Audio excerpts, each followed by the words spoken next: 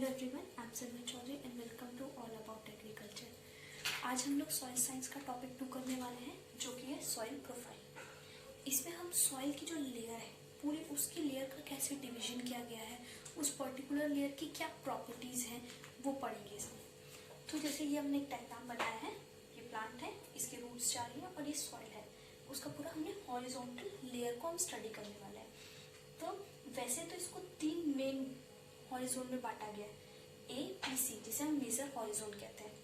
और इसके अलावा 2 सब हॉरिजन भी होते हैं, ओ हॉरिजन और आर हॉरिजन, ओ हॉरिजन और आर हॉरिजन। तो हम एक एक करके एक एक हॉरिजन को पढ़ते हैं। और होप सो आपने स्टार्टिंग के 3 सेकेंड्स में वही स्क्रीनशॉट वाला सिस्टम कर लिया होगा जिसे लास्ट लेक्चर में बोला था। तो अब स्टार्ट करते हैं। सबसे पहले आता है हमारा ओ हॉरिजन।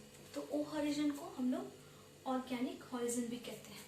ठीक है, हम इसको पढ़ क्यों रहे हैं, क्योंकि एक्चुअली होता क्या है, पहले सबसे पहले तो ये हम पढ़ क्यों रहे हैं। तो हर हॉरिजन का अपना कुछ पर्टिकुलर प्रॉपर्टीज है।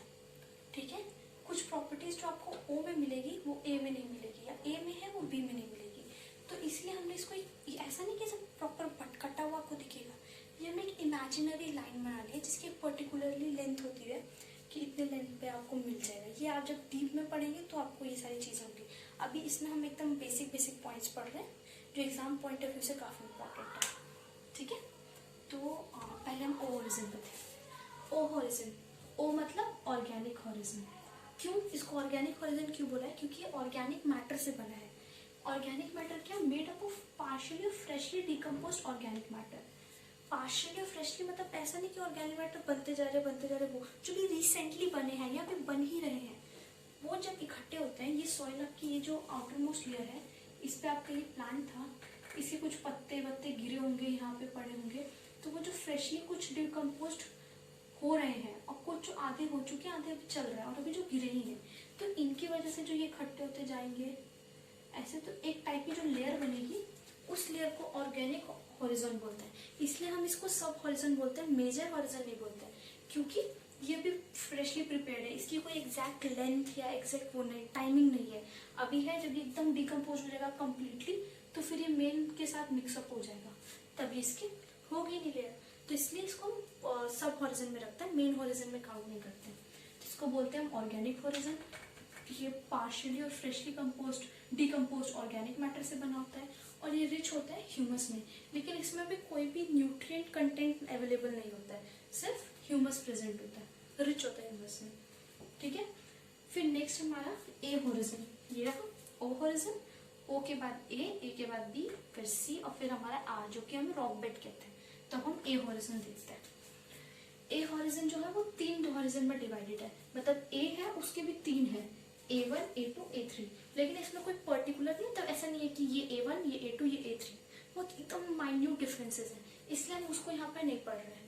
ठीक है, वो आपको अगर ऐसा लगता है कि आपकी यूनिवर्सिटी पर्टिकुलरली आपको बोल रही है कि नहीं, मतलब टीचर्स आपके पढ़ा रहे हैं इसको भी पूरा डिटेल में, तो आप देख लीजिएगा। वैसे मुझे तो उतना कुछ खास है इसका डिवीजन और इम्पोर्टेंट नहीं लगा, इसलिए मैं नोटिस इसमें मतलब ज़्यादा नहीं कर रही।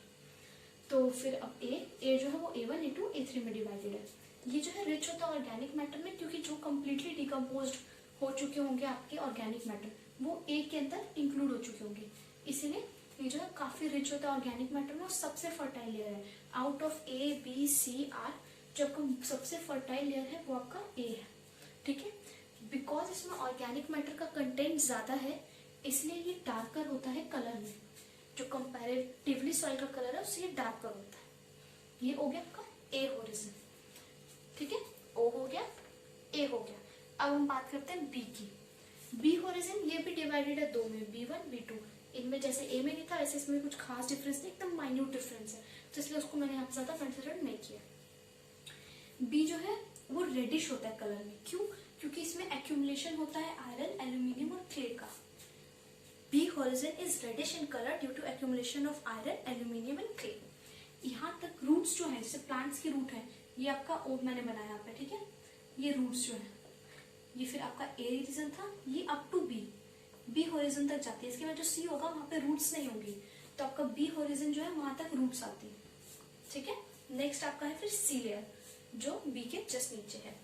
बी जो है वो बिलो सोलम है। अभी सोलम क्या होता है, तो ए हॉरिजन और बी हॉरिजन दोनों को कंपैरेटिवली मिलाकर सोलम बोलते हैं। क्यों? क्योंकि जो भी आपका बायोलॉजिकल एक्टिविटी हो रही होगी, जैसे कोई भी आपका माइक्रो ऑर्गेनिज्म जैसे राइजोबियम, एनाबेना, नॉस्टॉक, ये सब ऑसिलेट्रिया, ये सब ए के पास होंगे या बी के पास, सी के पास ये सब नहीं प्रेजेंट होते हैं। ठीक है, तो ए और बी को मिला के साथ में सोलम कहते हैं। तो जो सोलम की नेक्स्ट लेयर होगी वो हमारी सी लेयर होगी। ये outside zone of biological activity है। कोई भी जो बायोलॉजिकल एक्टिविटी हो रही है, जैसे कि आपका वाटर वगैरह में कोई रिएक्शन, जैसे कोई केमिकल रिएक्शन वगैरह, बायोलॉजिकल रिएक्शंस चल रहे हैं, जैसे नाइट्रोजन फिक्सेशन हो रही है या नॉस्टॉक एनाबेना की प्रेजेंस है, कोई भी माइक्रो ऑर्गेनिज्म वहाँ प्रेजेंट है, वो डिकम्पोज हो रहा है, वैसे कोई भी काम सी हॉरिजन में नहीं होता है। ठीक है, ये आउट ऑफ जोन है, outside zone of biological activity. इसमें जो है आपका कार्बोनेट और सल्फेट होता है कैल्शियम और मैग्नीशियम का। कैल्शियम मैग्नीशियम के कार्बोनेट और सल्फेट यहाँ पे प्रेजेंट होता है, और ये सॉइल फॉर्मिंग प्रोसेस से लेस इफेक्टेड होता है। मतलब सी हॉरिजन में आपका कोई भी सॉइल फॉर्मिंग प्रोसेस नहीं हो रहा होता है। जैसे सॉइल फॉर्मिंग प्रोसेस मतलब जैसे आपके रॉक है, वो वेदर करेगी, फिर वो धीरे धीरे छोटे छोटे पार्टिकल्स में टूटेगी, फिर उसमें सॉइल फॉर्मेशन प्रोसेस होगा, केमिकल, बायोलॉजिकल, फिजिकल प्रोसेसेस आगे हम पढ़ेंगे। इसके बाद नेक्स्ट लेक्चर में वही पढ़ना है। वो सब जो चीजें हैं इससे नहीं हो रही थी, बहुत अगर हो भी रहोगी तो 1-8%, ज्यादा नहीं। ठीक है, तो ये तीन जो थी ए, बी और सी, ये आपकी थी मेन हॉरिजन। ओ सब हॉरिजन, और अब आर भी सब हॉरिजन है। ये बेड रॉक है। जब आप पढ़ेंगे अभी वेदरिंग, तो वेदरिंग के टाइम पे जब मेन आपकी रॉक होती है वो जब टूटती है और थोड़े छोटे छोटे पार्टिकल्स में टूटती है, तो उसको हम रिगोलिथ कहते हैं। तो आर जो है ये रॉक बेड है, रिगोलिथ है। इसमें एकदम आपका पूरा रॉक्स होगा, इसमें कोई फर्टिलिटी नहीं होगी, कोई ह्यूमस, कोई मतलब एकदम सॉइल फर्टिलिटी है ही नहीं, रूट्स यहाँ तक पहुंचेंगे ही नहीं। वाटर भी एकदम जो डीप वाटर्स होते हैं ना, जो हम सब वो क्या कहते हैं उसको बोरिंग करा के जो घर में निकालते हैं पानी, वो सब जो है वो इस एरिया में प्रेजेंट होता है। ये वो एरिया रॉक बेड। ठीक है, तो ये था आपका पूरा सॉइल प्रोफाइल।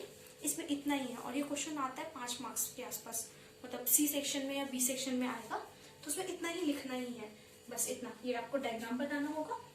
हाफ मार्क्स मतलब कि अगर आपका जैसे सेक्शन बी है तो उसमें सेक्शन बी मान लो 5 मार्क्स का, तो 2 मार्क्स इसके होंगे, 3 मार्क्स इसके होंगे। या ए का है बी सेक्शन में, तो हाफ मार्क्स इसके, हाफ मार्क्स इसके डिस्ट्रीब्यूटेड होंगे। इस टाइप से होता है। तो पहले आप इसको डायग्राम बनाएंगे, फिर ये ऐसे एक्सप्लेन कर देंगे। इसमें आपको कुछ और जैसे बुक्स पढ़ी है, आपको वर्डिंग्स जैसे मैंने ऐसे बनाया चार्ट फॉर्म में, पेपर में भी ऐसे चार्ट ही बना के आते हैं। लेकिन अगर आपको कुछ इसमें डिटेल्स में लिखना है तो आप कुछ बुक्स पढ़िएगा जो आपके कॉलेज में प्रोवाइड कराए जाएंगे, तो उसमें इसके बारे में थोड़ा लैंग्वेज में लिखा होगा तो आपको लिख लीजिएगा। मतलब मेरे हिसाब से तो ये सफिशिएंट है। बाकी अगर आपको कुछ भी डाउट हो, कुछ भी क्वेश्चन पूछना हो, तो कमेंट बॉक्स में आपका मोस्ट वेलकम है। I hope you like this video. Thank you.